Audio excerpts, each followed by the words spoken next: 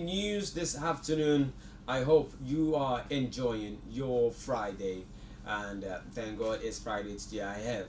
All right, we are bringing you news making the rounds in the midday this afternoon, and my name is Shegun White. Now let's go into the news. The first we are having here is that the federal government sets ambitious targets for poverty and unemployment rates. In a recent announcement, the federal government of Nigeria has outlined bold goals to significantly reduce poverty to 0.6% and unemployment to 6.3% by 2030 and 2050 respectively. The Minister of Budget and Economic Planning, Senator Atiku Bagudu, revealed these targets during a news briefing for the 29th Nigerian Economic Summit. The agenda also aims to elevate the country's per capita GDP and transition to the upper middle income group. The government plans to achieve these objectives through strategic 5-year medium-term national development plans and annual budgets. The discussion will be further delved into at an upcoming NES 29 event focusing on sustainable economic transformation and inclusion.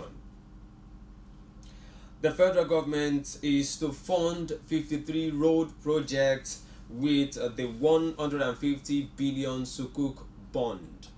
The federal government of Nigeria has announced its intention to utilize the net proceeds from the ongoing 150 billion naira Sukuk issuance to finance a total of 53 road projects spanning over 3,000 kilometers across the nation. The tolls collected from these roads will be directed towards repaying the Sukuk, a non-interest asset-backed bond based on Islamic finance principles. The government remains steadfast in its commitment to value-driven borrowing, focusing on project-centric Sukuk, which has notably contributed to the development of key road and bridge projects, recognizing infrastructure as a catalyst for economic growth. Mob attacks man and police over alleged organ disappearance in Abuja. A harrowing incident unfolded in the Dede area of the Federal Capital Territory where a mob assaulted policemen from the Gwagwa Police Division. The mob attacked them as they attempted to rescue a man named Mubarak, who was accused of being involved in the disappearance of a man's genitals. The situation escalated as the mob surrounded and beat Mubarak, claiming he was responsible for the alleged disappearance. Despite the police intervention, the mob turned on the officers, damaging their vehicle. This disturbing incident highlights a concerning trend of mob violence related to organ disappearance allegations in the FCT. Iranian human rights activist Nages Mohammadi awarded 2023 Nobel Peace Prize in a significant recognition of her unwavering dedication to human rights and freedom.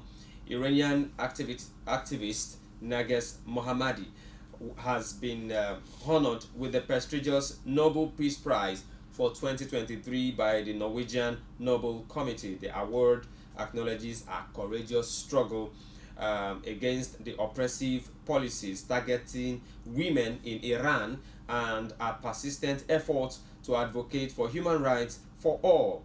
The committee highlighted the immense performance sacrifices Mohammadi has endured, having been arrested 13 times, convicted 5 times, and sentenced to a total of 31 years in prison and 154 lashes by the Iranian regime. The award also stands in tribute to the countless individuals who have stood up against the discriminatory and oppressive policies of the theocratic regime. Professor Afe Babalola urges President Tinubu to directly allocate funds to local governments for agriculture. Renowned legal figure Are Afe Babalola SAN has called upon President Bola Tinubu to facilitate direct allocation of funds from the Federation account to local government areas. This move, according to Babalola, will reignite the agricultural sector and bolster the economy. Speaking at the Afe Babalola Agricultural Expo, ABEX, he emphasized that local councils have been hampered in their development efforts due to alleged interference by governors diverting their allocations. Babalola stressed that empowering local governments with financial resources would enable them to contribute significantly to the socio-economic development, particularly by supporting farmers and investing in modern farming equipment in initiatives. A 10-year-old boy has been killed and 23 injured in the ongoing Russian strike on Ukrainian residential area. In a tragic event, a strike by the Russian forces targeted residential buildings in the eastern region of Kharkiv, Ukraine, resulting in the death of a 10-year-old boy and leaving 23 others injured.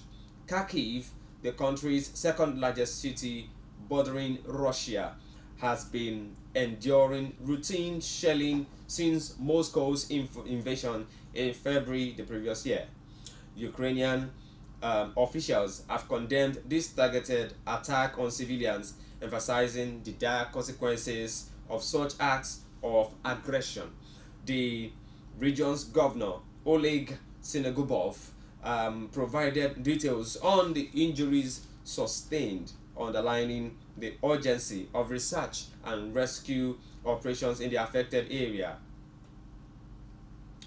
Now we go to sports. Headline in sports: Masai Ujiri's Giants of Africa Foundation unveils basketball court in Canada. Masai Ujiri, the vice chairman of the Toronto Raptors and founder of the Giants of Africa Foundation, has launched a state-of-the-art basketball court at Londonderry School in Edmonton, Alberta, Canada. This project, sponsored by Sun Life Canada with support from the Toronto Raptors and the MLSE Foundation, represents the first of its kind basketball court outside of the African continent. The initiative is an extension of Giants of Africa's commitment to constructing 100 courts across Africa, with 29 courts already unveiled in 9 African countries. Ujiri expressed his dedication to providing a safe space for youth to develop skills and values through these basketball courts, emphasizing its potential as a development hub. The Super Eagles B and FC Zurich midfielder Ifeanyi Matthew shares his journey to Europe and life abroad. According to him, he says, "I miss cassava flour, popularly known as gari, and egusi." In a recent interview, Ifeanyi Matthew, the Super Eagles B and FC Zurich midfielder, opened up about his football journey from Nigeria to Europe. He discussed his career beginnings, experiences in Norway and Turkey, his role model Yaya Toure, and his time playing for the Nigerian national team. Matthew also reviewed challenges he faced adapting to the European lifestyle and shared fond memories of Nigerian cuisine. You will agree with me that there's nothing like the African food all over the world, and people are also trooping in to get a feel of most of African foods. Alright, with that, we will now go to the fixtures according to Still in Sports. Fixtures that are going to be happening tomorrow as the weekend unfolds. We start with the fixtures from the EPL for tomorrow, the 7th of October. From the Premier League, we have Luton is going to be entertaining Tottenham, and Burnley will be entertaining Chelsea. Everton will be at home with Bournemouth. Fulham also will be taking on Sheffield United. Manchester United will be taking on Brentford, and Crystal Palace will be taking on Nottingham Forest. Also, tomorrow, Saturday, in the La Liga, we have Cadiz will be taking on Girona, and Real Madrid will be at home to Osasuna. Mallorca will be entertaining Valencia, and Sevilla will also be at home with Rayo Vallecano. Also, on Sunday, the 8th, Villarreal will be dogging it out with Las Palmas. Atletico Madrid against Sociedad. Alaves against Real Betis, and Celta Vigo will also be logging it out with Getafe. Also, on Sunday, the 8th, in the EPL, we have Brighton. We'll be taking on Liverpool. West Ham will be logging it out with Newcastle. Wolves will be also entertaining Aston Villa, and Arsenal will also be taking on Manchester City. I guess that is going to be a star match for the weekend on Sunday, the 8th of October. The match is going to be coming up by 4:30 p.m. local time, 16:30 GMT. And with that, we've come to the end of the afternoon news today on Cactv. Thank you for staying tuned with us. We also crave and long for your comments, your suggestions and contributions, and also your business ideas and proposals. We are here to market your business to the rest of the world for you to make more sales. Let's do business together on Cactv. Please log on to us and send us a message on Facebook, Cactv, and also on YouTube, CAC Television. We also have our handle on Instagram as Cactv. I'm Shegun White. Enjoy the rest of your weekend. TGIF. Bye for now.